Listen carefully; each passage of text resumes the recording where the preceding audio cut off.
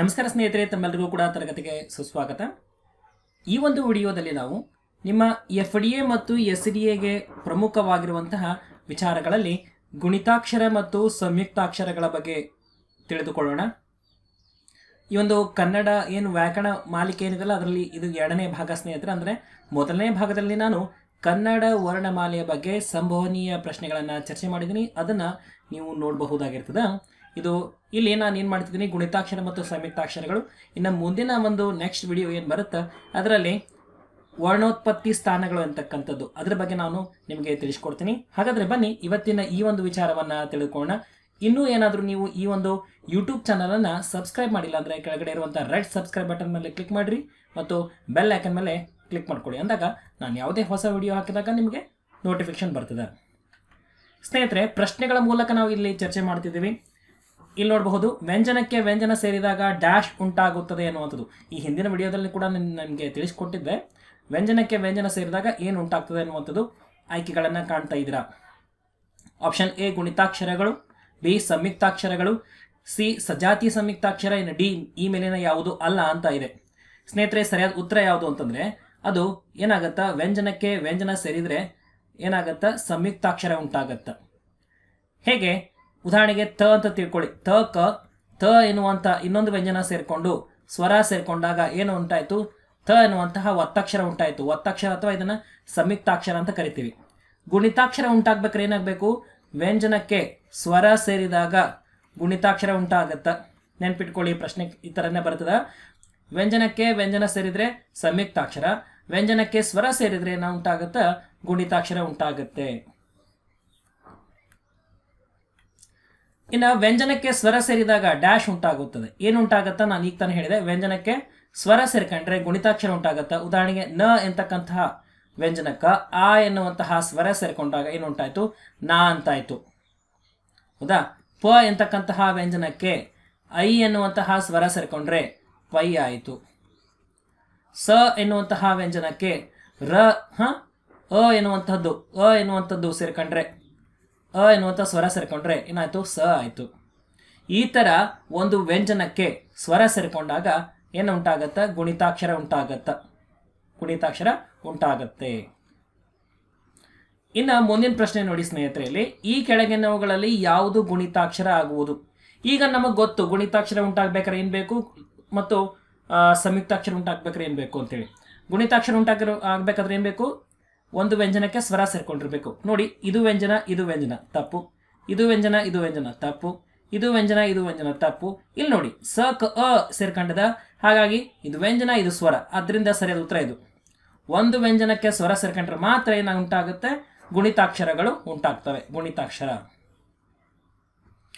ಇನ್ನು ಮುಂದಿನ ಪ್ರಶ್ನೆಗೆ ಬನ್ರಿ. ಸಂಯುಕ್ತಾಕ್ಷರವು ಉಂಟಾಗುವ ಬಗೆ ಹೇಗೆ? ನಾವಾಗಲ್ಲಿ ನೋಡಿದ್ವಿ ಬೇರೆ ರೂಪದ ಪ್ರಶ್ನೆ, ಅದನ್ನೇ ಸ್ವಲ್ಪ ತಿರುಚಿ ಕೇಳಿರುವಂಥದ್ದು ಇಲ್ಲಿ. ಸಂಯುಕ್ತಾಕ್ಷರವು ಹೇಗೆ ಉಂಟಾಗ್ತದ ಅಂತೇಳಿ. ವ್ಯಂಜನಕ್ಕೆ ಸ್ವರ ಸೇರಿಕೊಂಡ್ರೆ ಏನು ಉಂಟಾಗ್ತದ, ಗುಣಿತಾಕ್ಷರ ಉಂಟಾಗತ್ತ ಅಲ್ವಾ. ವ್ಯಂಜನಕ್ಕೆ ವ್ಯಂಜನ ಸೇರಿಕೊಂಡ್ರೆ ಸಂಯುಕ್ತಾಕ್ಷರ ಉಂಟಾಗತ್ತ. ಕರೆಕ್ಟು, ಸಂಯುಕ್ತಾಕ್ಷರ ಉಂಟಾಗತ್ತ ಅಲ್ವಾ. ಆದರೆ ಉಂಟಾಗುವ ಬಗೆ ಹೇಗೆ ಹೇಗೆ ಉಂಟಾಗತ್ತ? ಕೇವಲ ವ್ಯಂಜನ ಸೇರ್ಕೊಂಡ್ಬಿಟ್ರೆ ಉಂಟಾಗತ್ತಾ? ಇಲ್ಲ. ಹೌದಾ? ಸಂಯುಕ್ತಾಕ್ಷರ ಉಂಟಾಗ್ಬೇಕಾದ್ರೆ ಏನ್ಬೇಕು, ಸ ಅನ್ನುವಂಥ ವ್ಯಂಜನಕ್ಕೆ ರ ಎನ್ನುವಂತಹ ಇನ್ನೊಂದು ವ್ಯಂಜನ ಅದ್ರ ಜೊತೆಗೆ ಸ್ವರ ಸೇರ್ಕೊಂಡ್ರಾಗ ಏನಾಯ್ತು, ಸ್ರ ಅಂತ ಆಯ್ತು. ಹೌದಾ? ಹಾಗಾಗಿ ಏನು ಉಂಟಾಗಬೇಕು, ಈ ಥರ ಕೇಳಿದಾಗ ಉತ್ತರ ಸಿ ಆಗತ್ತ. ಯಾಕೆ? ಅತಿ ಸಮೀಪವಾಗಿರುವಂಥದ್ದು ನಾವು ಗುರುತಿಸ್ಬೇಕು. ವ್ಯಂಜನ ಅದಕ್ಕೆ ಸ್ವರ ಸೇರ್ಕೊಂಡಾಗ ಸಂಯುಕ್ತಾಕ್ಷರ ಉಂಟಾಯಿತು. ಇದು ಕರೆಕ್ಟ್ ಆನ್ಸರ್. ಬಟ್ ಉಂಟಾಗುವ ಬಗೆ ಯಾವ ರೀತಿ ಅಂತ ಕೇಳಿದಾಗ ಉತ್ತರ ಸಿ ಆಗಿರ್ತದೆ. ನಿಮಗೆ ಇದ್ರ ಬಗ್ಗೆ ಏನಾದ್ರು ಡೌಟ್ಸ್ ಇದ್ದರೆ ಕಮೆಂಟಲ್ಲಿ ನನಗೆ ತಿಳಿಸಿ. ನಾನು ಏನಾದರೂ ಯಾವುದೇ ಒಂದು ಕ್ವಶನ್ ಆಗಿರ್ಬೋದು ಸ್ನೇಹಿತರೆ, ಏನಾದರೂ ಡೌಟ್ಸ್ ಇದ್ದರೆ ಕಮೆಂಟಲ್ಲಿ ನನಗೆ ತಿಳಿಸಿರಿ. ಇನ್ನು ವ್ಯಂಜನ ಸ್ವರ ವ್ಯಂಜನ ಈ ಥರ ಆಗಲ್ಲ. ಹಾಗಾಗಿ ಇಲ್ಲಿ ನೋಡ್ಬೋದು, ವ್ಯಂಜನನ ಆಮೇಲೆ ಇದು ಎರಡನೇದು ವ್ಯಂಜನ, ಮೂರನೇದು ಸ್ವರ ಸೇರ್ಕೊಂಡಾಗ ಏನು ಉಂಟಾಗತ್ತಾ, ಸ್ರ ಅಂತಾಯಿತು. ಇದು ಏನಾಯಿತು, ಸಂಯುಕ್ತಾಕ್ಷರ. ಇನ್ನು ನೆಕ್ಸ್ಟ್ ನೋಡೋಣ ಬನ್ನಿ ಮುಂದಿದ್ದು. ಈ ಕೆಳಗಿನವುಗಳಲ್ಲಿ ಸಜಾತಿ ಸಂಯುಕ್ತಾಕ್ಷರ ಯಾವುದು? ಸಜಾತಿ ಸ್ನೇಹಿತರೆ, ನಿಮ್ಗೆ ಗೊತ್ತು ಸಂಯುಕ್ತಾಕ್ಷರಗಳಲ್ಲಿ ಎಷ್ಟು ವಿಧ ಅಂತ ಕೇಳಿದರೆ, ಸಂಯುಕ್ತಾಕ್ಷರ ಏನಿದಾವಲ್ಲ ಸಂಯುಕ್ತಾಕ್ಷರಗಳಲ್ಲಿ ಎಷ್ಟು ವಿಧ, ಅಥವಾ ಇದನ್ನ ಒತ್ತಕ್ಷರ ಅಂತ ಕೂಡ ಕರೀತಾರೆ, ಒತ್ತಕ್ಷರ ಅಂತ ಕೂಡ ಕರೀತಾರೆ. ಸಂಯುಕ್ತಾಕ್ಷರಗಳಲ್ಲಿ ಎಷ್ಟು ವಿಧ ಅಂತ ಕೇಳಿದಾಗ ನೀವು ಹೇಳಬೇಕು 2 ವಿಧ ಅಂತೇಳಿ. ಯಾವ್ಯಾವುದು? ಸಜಾತಿ, ಸಜಾತಿ ಸಂಯುಕ್ತಾಕ್ಷರ. ಇನ್ನೊಂದು ಯಾವುದು? ವಿಜಾತಿ, ವಿಜಾತಿ ಸಂಯುಕ್ತಾಕ್ಷರ. ಸಜಾತಿ ಅಂದ್ರೇನು ಸ್ನೇಹಿತರೆ? ಒಂದೇ ಜಾತಿ.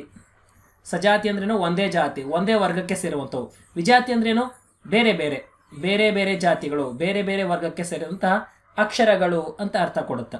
ಉದಾಹರಣೆಗೆ ಕ, ಥ, ಸ ಈ ಥರ ಬಂದರೆ ಸಜಾತಿ. ಇಲ್ಲಿ ಒಂದು ವ್ಯಂಜನಕ್ಕೆ ಬೇರೆ ವ್ಯಂಜನಗಳು ಏನಾದರೂ ಒತ್ತಾಗಿ ಬಂದರೆ ಅದು ವಿಜಾತಿಯಾಗಿರ್ತದೆ.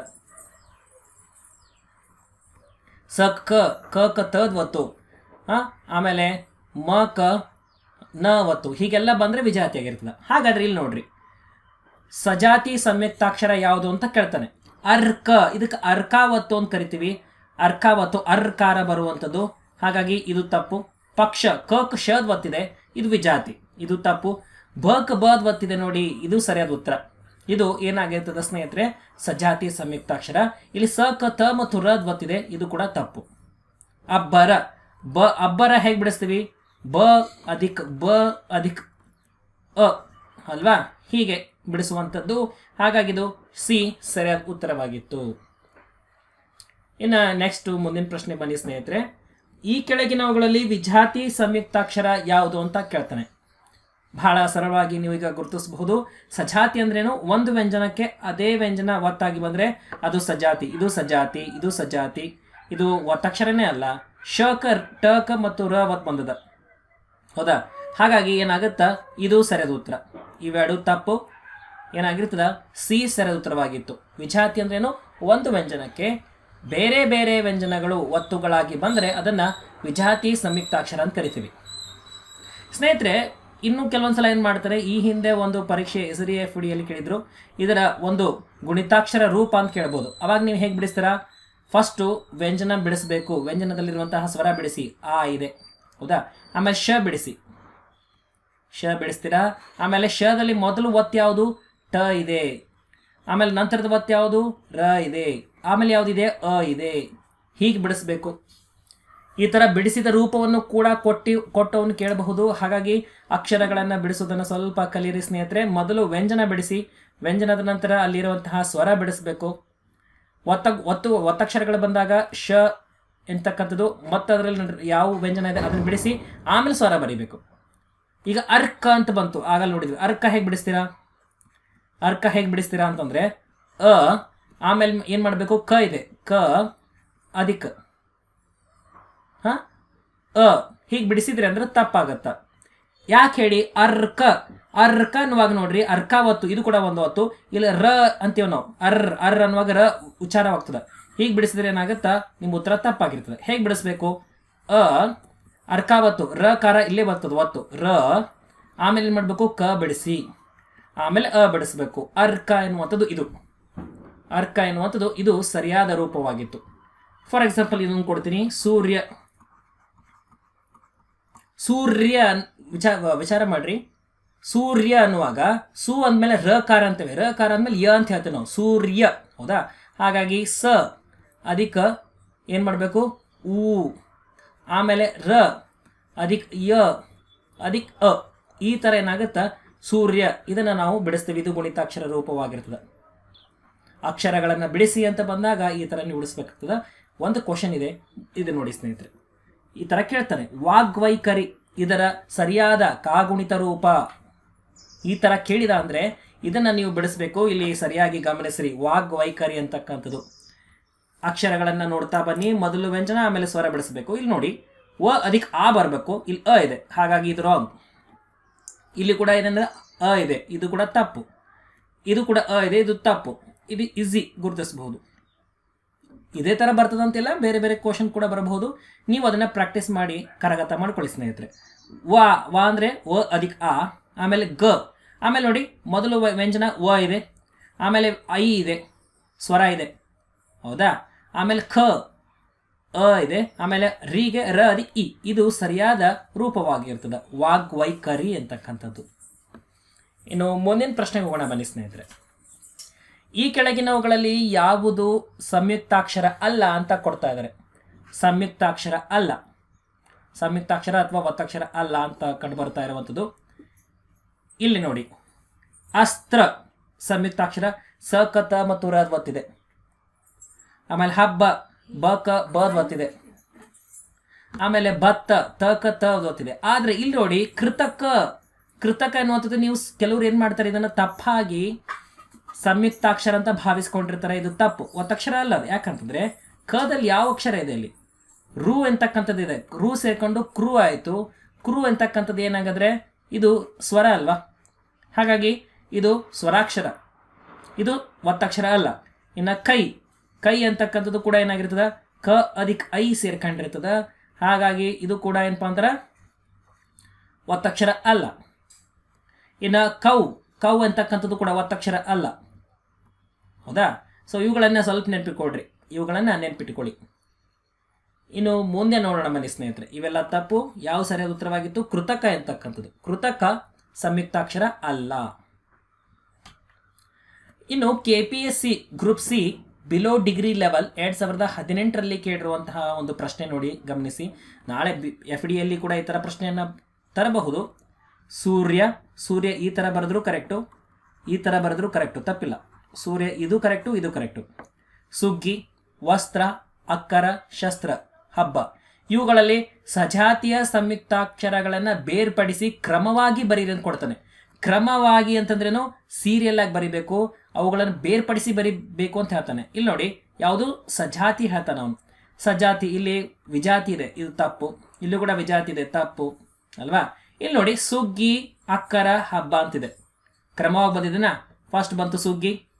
ಇಲ್ಲಿ ನೀವು ಗುರುತಿಸ್ಕೋಬೇಕು, ಸುಗ್ಗಿ ಒತ್ತಕ್ಷರ ಇದು ಹೌದು, ಇದು ಕೂಡ ಹೌದು, ಹಬ್ಬ ಇದು ಹೌದು. ಸುಗ್ಗಿ, ಅಕ್ಕರ, ಹಬ್ಬ ಸಜಾತಿನ, ಇದು ಉತ್ತರ ಕರೆಕ್ಟು. ಆದ್ರೆ ಇಲ್ಲಿ ಏನಾಗಿತ್ತು, ಅಕ್ಕರ ಅಂತ ಕೊಟ್ರು, ಇದು ಕ್ರಮವಾಗಿ ಇಲ್ಲ, ಹಾಗಾಗಿ ಇದು ತಪ್ಪು. ಯಾವ ಸರಿಯಾದ ಉತ್ತರವಾಗಿತ್ತು?